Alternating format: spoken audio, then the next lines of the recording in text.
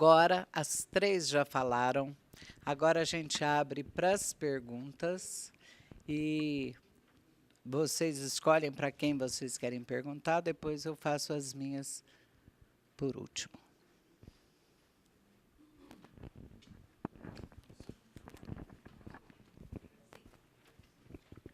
Aqui falou sobre assédio, é a Cristiane, né?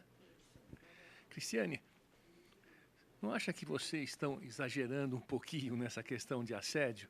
Se levar ao pé da letra de toda a exposição que você fez, o ambiente de trabalho fica um pouco chato?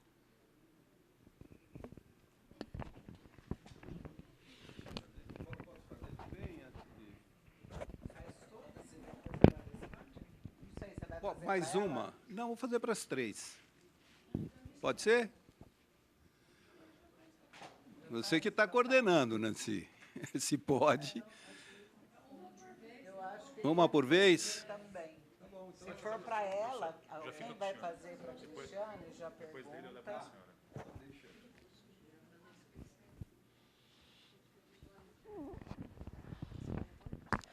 Bom, então, respondendo a sua pergunta.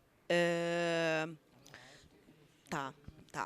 Bom, respondendo a sua pergunta, eu mesma já passei por inúmeras situações, inclusive já me demiti de alguns cargos por conta de assédio que eu passei.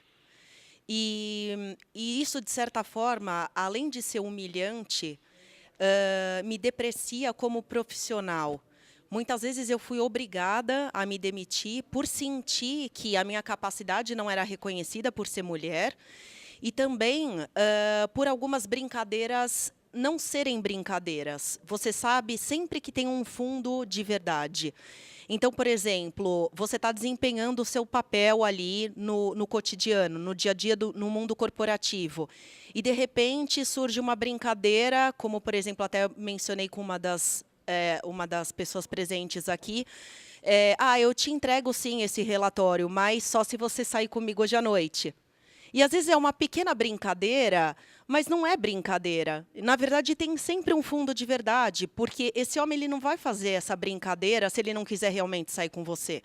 Ele está fazendo essa brincadeira porque ele tem, sim, intenções de que, se você der uma brecha, ele vai sair com você, ele vai te convidar.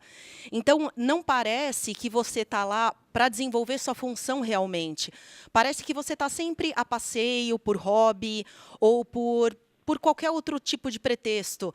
Então, eu acredito que, enquanto não formos equiparadas aos homens nesse sentido, a gente também não ganha respeito. E, muitas vezes, como eu mencionei, a gente acaba tendo que sermos obrigadas a nos demitir por conta dessas situações.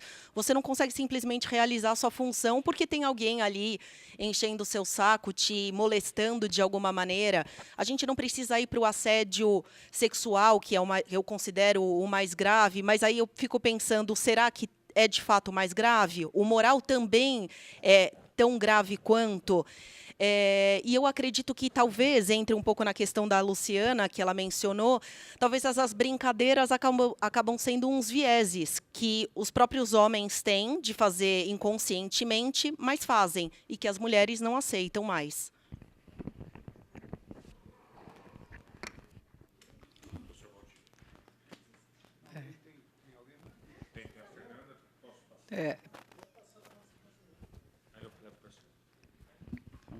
Mônica. Na presidência do Corecon DF, eu me deparei com uma situação que me abriu para entender os vieses, né? Eu recebi, dentro de uma autarquia que fiscaliza a profissão do economista, um economista trans. E ali não era o local para ele estar procurando ajuda, né? A autarquia, ela fiscaliza o profissional economista. O sindicato defende os interesses trabalhistas do profissional. E quando eu me deparei com a economista com nome masculino e com aparência feminina, porque ela sofria perseguição no trabalho, e aí envolve uma série de questões, não é só homem e mulher, né? E ela buscou o Corecon DF não porque sabia ou não que o Corecon DF poderia ajudá-la, mas porque tinha uma mulher na presidência. E aí, então, eu chamei o nosso advogado e perguntei, doutor Eduardo, me oriente aqui, o que é que nós vamos fazer? Ele disse, a senhora atenda a economista, oriente-a de que o local não é o local legalmente indicado para resolver a questão dela. Ela sofria perseguição numa empresa pública onde ela era economista com nome de homem, por vários motivos, né? Então, ele disse, encaminhe-a para a delegacia da mulher, que lá a delegada, a advogada, vai orientá-la melhor. O que nós podemos dizer a ela é que nós entendemos a preocupação, ouvimos o que ela tinha a dizer, mas a autarquia não tinha na sua competência resolver essa questão da perseguição no ambiente de trabalho por ser trans. Eu gostaria que cada uma das palestrantes comentasse essa situação. Se foi uma situação incompleta, se ela foi correta, ou era o que estava ao nosso alcance naquele momento, porque isso aconteceu em 2006. Muito obrigada. Quer que eu comece? Eu posso começar. Bom, eu acho que em 2006, então, devia ser um desafio muito maior, né? Porque hoje em dia a gente já está um pouco mais evoluído nessas questões e nessas discussões. Eu acho que, como é um assunto que ainda não está resolvido, é difícil falar se está certo ou se está errado, né? Porque não, à medida que a gente vai tendo casos, é que a gente vai vendo como agir. Mas uma coisa é certa, quando você tem alguém que possa ser a pessoa com que essa pessoa vai falar, né? E, no caso, ela se sentiu confortável porque tinha uma mulher ali para ouvi-la, né? Você vai acabando com esses problemas, né? Por isso que é importante ter pessoas de todos os tipos nas altas cúpulas, né? É justamente para que, primeiro, traga uma visão do que essa pessoa viveu ao longo do tempo, mas que também seja a voz das pessoas que vão se sentir mais confortáveis de falar com pessoas iguais sobre mesmos temas. Então, no banco, por exemplo, nos grupos que a gente criou, a gente preferiu dividir em cada uma das questões, porque só o grupo de negros vai conseguir falar sobre tudo que eles vivenciam e vai saber as demandas que eles têm. Só o grupo de mulheres vai conseguir explorar na sua máxima os dilemas do dia a dia e ter sponsors, obviamente, que são de outras frentes para poder ajudar. Se a porta, por favor, eu quero sair. Não aceitava que eu era uma mulher. Foi tão grave, né? A ponto de que eu tive que levar a um nível superior e ele teve que ser desligado. Olha só que ponto chega, né? Então, foi difícil? Foi muito difícil para mim. Mas eu tinha que me situar. Eu vim para cumprir a função. E não esperar o acolhimento das pessoas. E sim o respeito. Respeito, sim, sempre, né? Achei muito interessante, Luciana, a sua argumentação sobre a boazinha e tolerante. Sim, porque quando no início você quer agradar a sua equipe, e você não dá para ser boazinha. Não dá para ser amiga. Você tem que se colocar realmente como chefe, sempre ouvinte, pedindo a colaboração, um regime democrático de gestão, mas eu concordo com a sua explanação que são muitos vieses e, às vezes, são fatos concretos, não são só vieses. Então, era isso que eu queria compartilhar, que nós, como mulheres, temos que conquistar o espaço, exigir o respeito.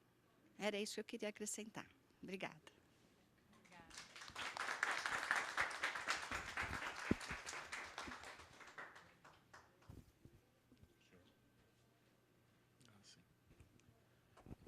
A minha pergunta tem como origem um link que eu quero fazer entre o mundo dos vieses, o mundo do assédio. Então, Valdir, eu acho que a sua colocação é muito boa e eu sei que a sua posição sempre foi essa.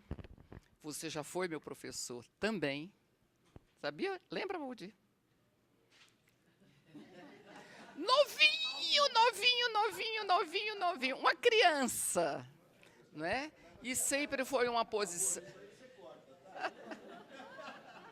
Muito novinho, mas sempre foi uma pessoa preocupada com todas essas questões e com a questão histórica também. Quer dizer, então nós temos, quer dizer, se a gente for periodizar... Mas a pergunta que não quer calar é a seguinte: onde nos perdemos? Essa é a pergunta que não quer calar, não é? Já nos encontramos alguma vez ou já nascemos um bocado atrapalhados? Quer dizer, já nascemos dentro de um processo de globalização.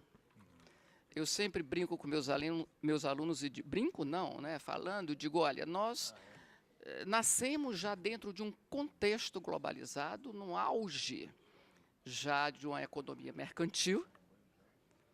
Você me ensinou isso muito bem, não é, o Valdir? Então, quer dizer, portanto, o capitalismo nem apareceria se nós não tivéssemos duas coisas: a grande mercantilização, o comércio, um mundo globalizado nesse sentido, e o Estado. São duas condições de toda a acumulação primitiva e vem por aí, isso eu aprendi com você.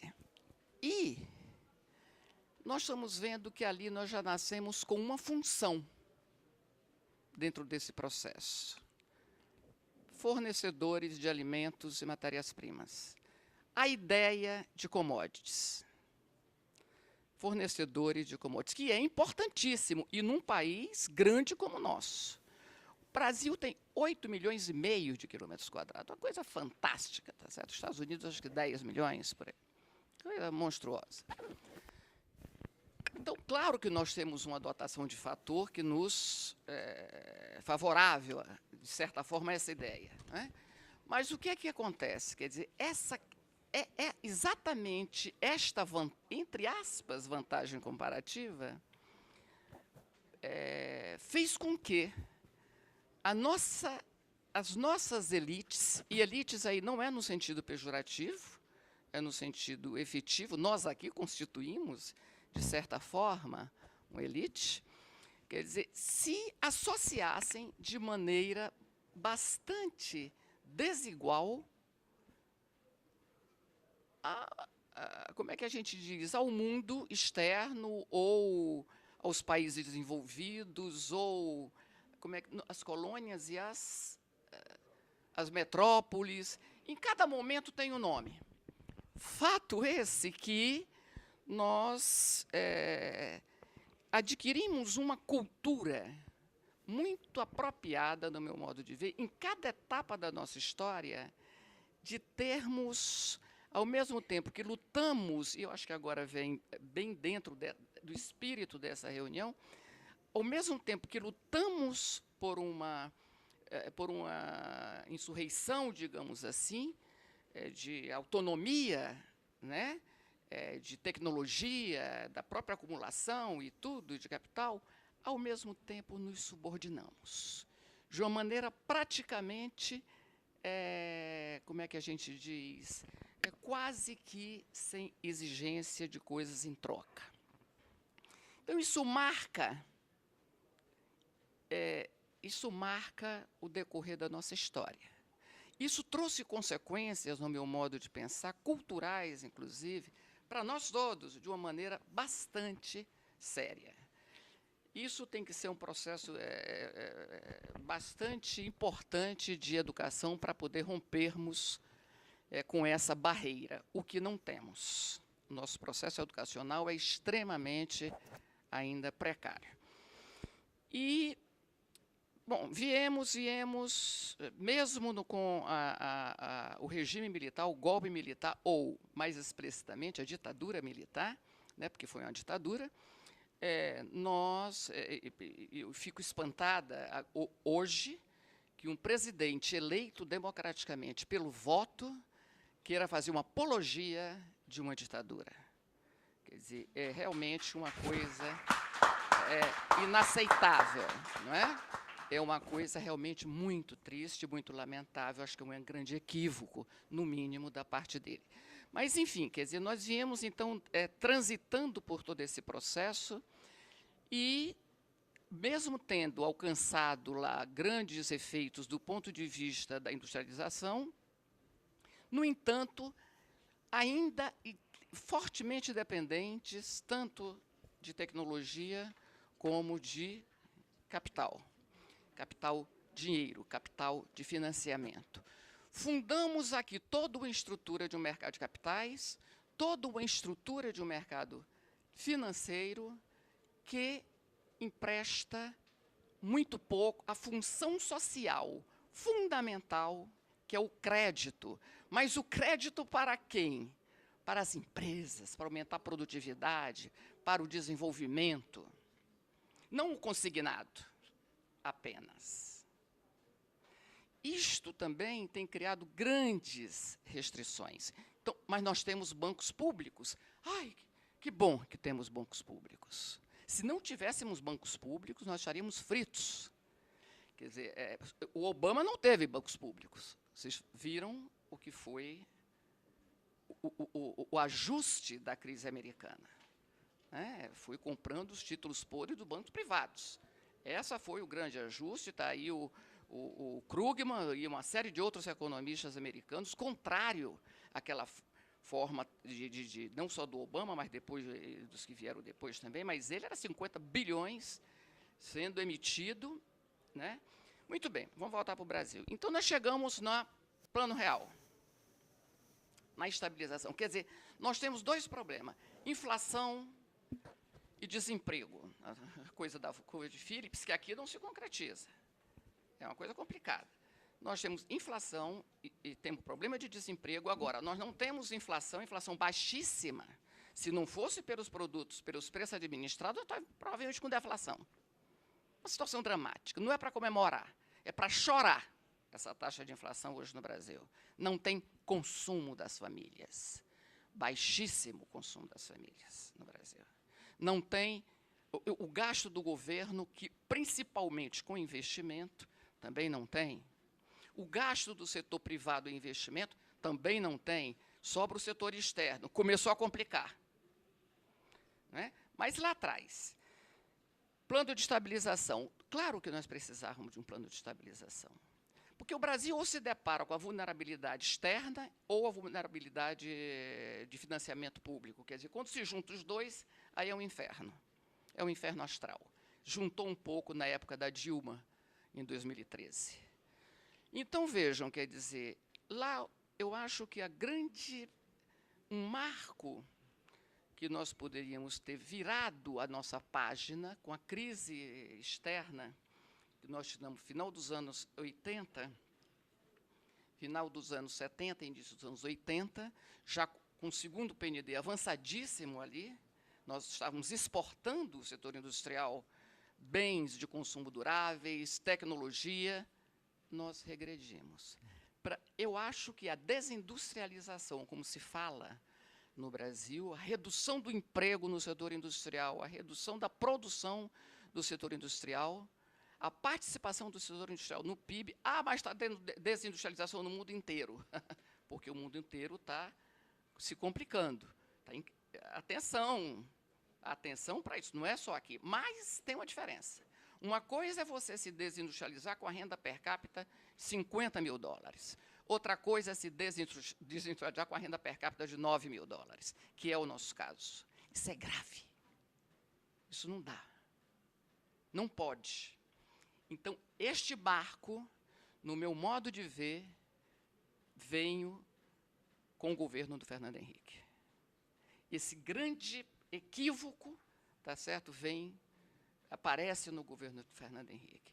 Teve a grande vantagem da estabilização, mas teve a enorme tragédia de preconizar um processo, intensificar o processo de desindustrialização fortíssimo no país, com consequências que nós não podemos nem avaliar. Que, aliás, foi também levado a cabo pelo Lula, não mudou, pelo menos até mais fortemente em 2007, 2008, com a crise, 2008 com a crise, onde a política fiscal foi mais intensiva, não é? Já deveria ter começado com esse corte, com viés também para a mudança da política econômica. Não mudou. Depois eu li um artigo do Fernando Henrique dizendo que, se eu pudesse voltar atrás, teria modificado a tal que eu chamo, no artigo meu, de armadilha do câmbio fixo e valorizado. Né? Quer dizer, lá no regime de bandas cambiais, porque é uma modalidade de câmbio fixo, o regime de bandas cambiais, como ele foi colocado. Não é só depois que virou flutuante. Então, quer dizer, nós temos uma situação que nós temos que recuperar isso. Agora, eu não tenho ideia, numa situação como nós temos hoje, estamos vivendo hoje, ontem já tivemos o que nós sabemos de uma situação dramática, né? Agora nós estamos com um orçamento, como é que a gente chama? Engessado, quer dizer, uma situação realmente difícil, né? Então, vamos ver como tudo isso vai se desdobrar. Mas o marco histórico vem desde o nosso descobrimento. Temos alguma esquina, por exemplo, Vargas, quando vem. Qual era a ideia de Vargas subjacente? Tipo a China. Vamos reinvestir aqui no Brasil todos os ganhos das indústrias multinacionais. Morreu. Teve que se matar. Então, quer dizer, nós temos que refletir sobre tudo isso, não é? Onde nos perdemos? Como é que podemos fazer para nos achar? E essa juventude é que vai ser a grande força motriz dessa mudança. Não somos mais nós.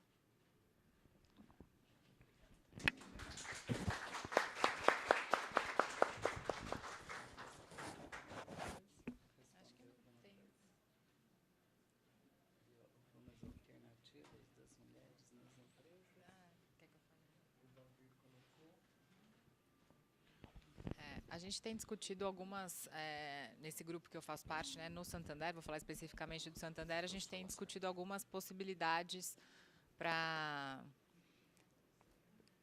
acelerar, né, o processo todo que a gente está falando. Então, no Santander da Espanha, a gente já tem uma escola dentro do Santander, que é super disputada, não tem vaga, porque todas as mães, obviamente, querem colocar seus filhos lá para estarem perto, né? Então, essa é uma discussão que a gente tem aqui também no Brasil, porque no Brasil a gente já tem academia de ginástica, dentro do prédio a gente tem academia de ginástica, manicure, cabeleireiro, que já ajuda muito as mulheres, né? Mas a gente não tem ainda uma escola, que eu acho que faz muita diferença se a gente estivesse ali.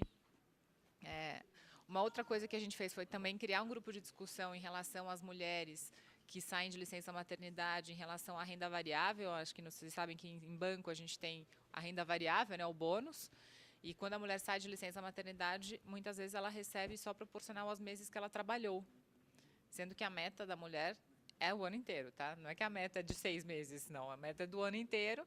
Mesmo que você entregue a sua meta do ano inteiro, você recebe só 6 meses da renda variável, né? Então, essa discussão a gente também já está fazendo agora, já está revendo isso, porque no final do dia é uma discriminação, né? Você pagar menos só porque a pessoa não estava ali. E a discussão também do período de licença maternidade, né? De você dar condições da pessoa, de repente, voltar num horário mais flexível durante o período da licença. Tem várias questões de legislação que precisam ser melhoradas nesse ponto, mas a gente também tem discutido isso lá. Acho que essas coisas elas ajudariam. E uma coisa que ajuda muito é ter esses grupos de mulheres dentro das empresas, porque a mulher tem muitos dilemas que ela acaba vivendo muito sozinha, né? Até porque, às vezes, não tem um colega que é mulher também que ela possa dividir. Então, quando a gente traz à tona algumas coisas que a gente poderia também fazer diferente, né, ajuda bastante. A mulher gosta de compartilhar as suas experiências e aprender através das experiências dos outros, né? Acho que o homem tem uma característica de querer resolver as coisas um pouco mais sozinhos, mas a mulher gosta desse compartilhamento. Então, nesse grupo que a gente criou, tem sido super bacana. Quando a gente tem algum dilema, a gente traz e ouvindo histórias de outras pessoas que passaram por aquilo, como que elas agiram, como elas se posicionaram, a gente acaba aprendendo e repetindo, né? Então, são coisas simples. Esses grupos de conversa são coisas pequenas que a gente pode gerar, né? Todo mundo quer sentar ali meia hora e conversar, vivi isso e tal. Nesse grupo de maternidade, a gente trouxe algumas coisas de, quando eu estava de licença aqui, que eu tinha receio de como eu ia voltar, como eu ia ser tratada, e tarará. Então, ajuda bastante. Falar sobre o tema já traz à luz muitas das soluções.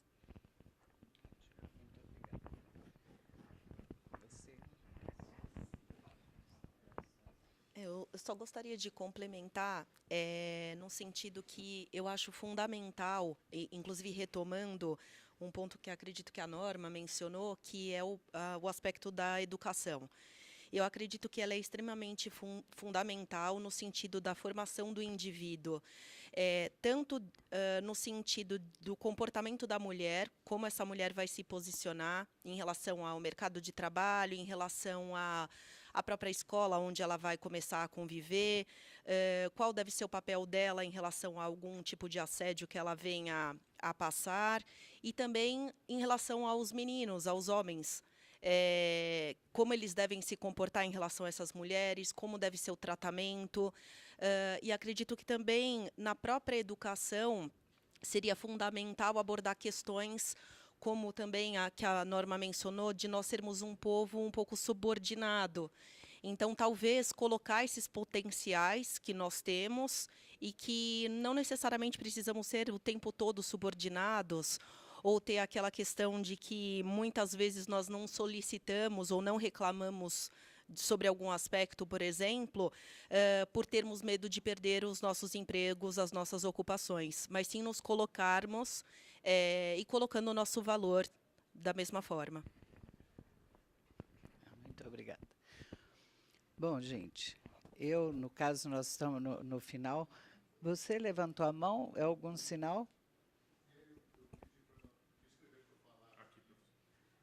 Tá bom, nós estamos em cima da hora, mas pode ser. Bem aqui. 30 segundos, tá bom? Porque quem chegou atrasado tem que ser penalizado também, né? Não, mas é o seguinte, eu vi pouco, mas o que eu gostei, eu vi muito desse evento, né?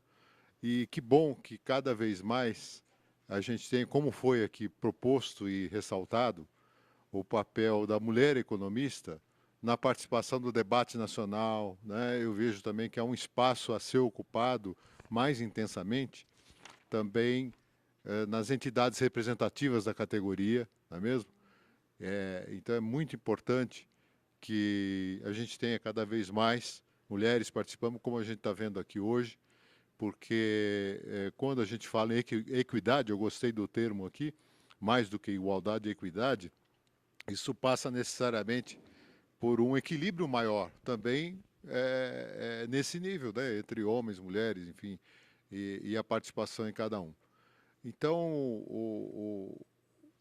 essa participação é fundamental e cada vez mais o fórum se transformando num movimento, né, eu acho que a gente vai conseguir ampliar o espaço da mulher no debate público, no debate das questões da profissão de economista, né, e mesmo exercendo, como ressaltei no início, cargos em entidades representativas, né? Acho que a gente deveria se organizar, né, para que isso ocorresse o mais rápido possível, né? Já existem, claro, mulheres aqui, algumas aqui presentes que ocupam, mas nós precisamos ampliar de forma a tornar, quem sabe, no futuro próximo, paritário, né? Então, dentro de um grupo, você ter homens e mulheres numérica e qualitativamente representados. Era isso. Muito obrigado.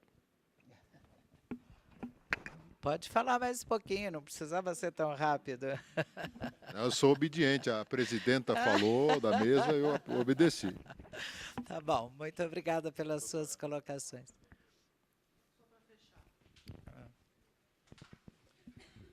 Fechando aqui minha colaboração para a reflexão deste fórum, Mônica Beraldo, FENECOM, Corecon DF, GT Mulher Economista.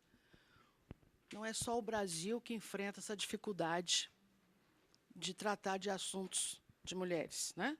Nem só a profissão do economista. contabilidade já tem esse GT, as advogadas já têm esse GT. Mas só quero deixar registrado aqui o seguinte, existe um SAI, eu sou de uma ONG de mulheres que atua no mundo inteiro, eu sou professora de educação financeira das mulheres e meninas carentes de periferia. No site da ONU Mulheres, vocês vão ver todo este movimento das mulheres no mundo todo. Porque a gente tem que levar em consideração a formação religiosa, a educação desses povos. Todos os povos têm essa dificuldade e o ponto principal é a falta de educação. A falta de educação para que a gente possa criar as pessoas desde criança na educação financeira e no respeito pelas mulheres e no respeito pelas diferenças. Esse debate, essas colocações não é só brasileira, é do mundo inteiro, né? Mulheres e meninas no mundo inteiro, principalmente as das guerras, sofrem muito. E só deixar aqui registrado uma observação que eu tenho feito há muitos anos. Na Europa, os trans usam os banheiros das mulheres. E as homossexuais, as mulheres gays, usam também os banheiros das mulheres. Eu acho que o banheiro da mulher é mais acolhedor e menos discriminatório. Exatamente. E mais limpo. E mais limpo. Só é uma observação que eu fiz, já que uma vez eu atendi uma economista trans, né? Elas frequentam o banheiro das mulheres sem nenhum problema. Obrigada. Bom, gente, nós estamos com um horário bem apertado e já passado do horário de término. Eu só queria colocar algumas coisas para a gente fechar esse terceiro fórum. Primeiro, Norma, agradeço muito a sua presença, a sua participação. Eu também sou economista e tudo mais, mas você me clareou muita coisa e me fez enxergar algumas coisas que eu estava meio assim, como o Valdir falou. Eu quero só falar o seguinte, no meu ponto de vista, nós temos um governo aqui no Brasil que foi eleito pelo povo. O governo está lá. Se não sofreu impeachment, ou até que sofra um impeachment, ou até que saia, eu torço para esse governo dar certo, porque eu torço para o Brasil e eu faço parte de um grupo de oração todos os dias, às 6 horas da tarde, a gente reza para os nossos governantes. E eu acho que tem mais é que fazer isso. A gente torce pelo Brasil, não por pessoas. A segunda foi você. Sobre o assédio. É uma coisa difícil, as mulheres sofrem assédio e tudo mais. Eu só tenho uma passagem, eu trabalhava em banco na Caixa Econômica, quando eu era solteira, e todo documento que eu ia dar para um cara, eu era solteira, ele era casado. Ele pegava assim na minha mão inteira. Todo dia, 20 vezes por dia. Eu precisava do emprego. Hã? O que é? Não ouvi.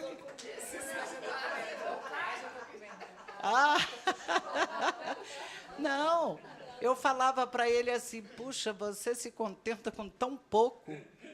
Pegar na mão de uma pessoa, não me arranca pedaço. Eu falava, você se contenta com tão pouco? E trabalhei e saí quando eu casei. Enfim, é a postura de deixar para lá, porque tem hora também esse negócio, eu acho meio chato, que o homem fica até sem saber o que fazer. Mas existe o assédio contrário também, né, da mulher para o homem. Agradeço, foi muito elucidativo, foi ótimo. Da Luciana, dos viés ideológicos. Ai, eu tenho tanto viés ideológico, tenho que começar a pensar, começar a ver, começar a questionar tudo aquilo que você falou. Não passou o filme, mas depois cada um vai ter o filme. Para fechar esse fórum nosso, eu quero colocar que eu começo a trabalhar muito tempo antes para a gente chegar aqui hoje. E, bastante. E tem pessoas que elas falam, nossa, que ótimo, é uma honra para mim, eu vou. Aí falam, mas é do sindicato, olha, me surgiu um imprevisto. E assim a gente vai compondo, vai fazendo e vai tocando, e chegamos aqui nas melhores pessoas, as que tinham que estar mesmo. Então, eu quero fechar com uma historinha dos 3 pedreiros. Não sei se eles eram negros, homens, transgêneros, mulher, não importa. Eles estavam quebrando pedra para construir uma catedral. E alguém passou, tinha um pedreiro quebrando pedra, falou, o que você está fazendo? Estou quebrando pedra. Passou, foi embora, continuaram quebrando.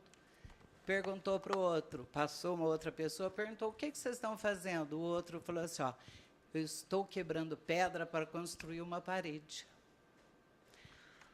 Passou, continuaram quebrando pedra.